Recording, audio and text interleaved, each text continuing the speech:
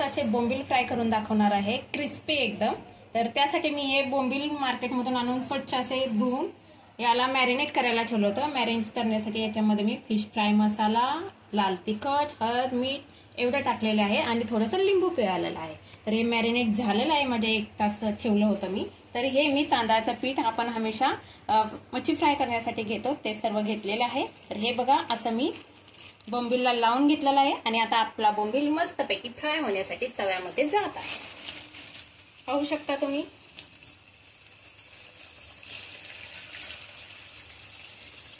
हे बघा, मस्त असे आपले बोंबील फ्राय होत आहेत आणि हे बोंबील एकदम असे क्रिस्पी होतात। तुम्ही पाहू शकता आपले बोंबील मस्त असे फ्राय होत आहेत। बोंबील फ्राय करण्यासाठी सगळ्यात आधी मस्त असं तेल गरम करून घ्यायचं आणि त्याच्यानंतरच बोंबील त्याच्यामध्ये टाकायचे, त्यावेळी ते क्रिस्पीला होतात। मित्रांनो, आपले मस्त असे कुरकुरीत बोंबील फ्राय झालेले आहेत। तर तुम्ही एकदा ही रेसिपी करून बघा आणि आवडल्यास माझ्या चॅनलला लाईक आणि सबस्क्राईब करायला विसरू नका। धन्यवाद मित्रांनो।